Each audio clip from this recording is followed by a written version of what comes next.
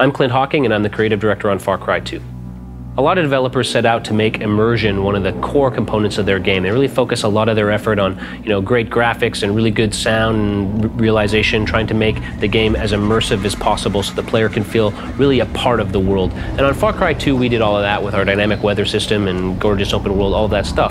But what was more important for us was to immerse the player in the physicality of his avatar, to make him really feel like he is physically embodied in that world. So then he really feels the weather around him. He really feels the day and night cycle. He really feels like he's walking through these open savanna plains. He feels his physical presence in the world. Obviously, weapons are a really important part of Far Cry 2, and we really worked hard to make sure not only do we have sort of really punchy, firing and reload animations, but we also wanted to make sure that as the weapons degrade over time, you get to see the shaders become rustier and dirtier and muddier, and when the weapons jam and malfunction, you need to clear those jams, and you need to actually struggle with the weapon a little bit as it gets older. Eventually, you keep the weapon for too long, you keep using it even though it's worn out, it'll just blow up in your hands. So all of that's in service of really making the player feel a physical connection with the guns upon which his survival depends so heavily. Also, if you've got a 50 square kilometer open world, that means vehicles are really important, and we put the same amount of effort in making sure all of our vehicle animations were just as immersive and just as physical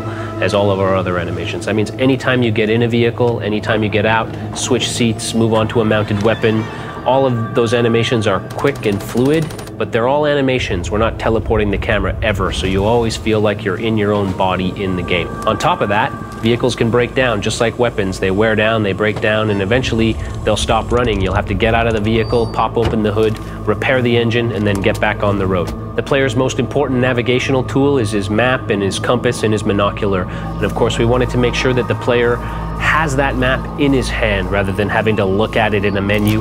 That means that the player can check his position at any time, he can navigate the world, he can see where he needs to go, see where his objectives are in the world using a paper map that he holds in his physical hands in the game world. Healing is another important way that we create a visceral connection between the player and his avatar. When you have a small wound, all you need to do is inject a syringe into yourself and you're good to go. But when you get a critical wound, you need to stop and perform first aid on yourself, and that can mean anything from pulling a piece of shrapnel out of your arm to, relocating a dislocated wrist or elbow or shoulder or all three. Again, the idea is to give the player that visceral punch that gives him a powerful connection between his own body and the body of the avatar. And that's really what immersion is about in Far Cry 2. It's about forging that bond between the player and the avatar, and about creating that same bond between the avatar and the world so that the player really feels like they themselves are walking around in that 50 square kilometers of open African savanna, free to explore it however they choose.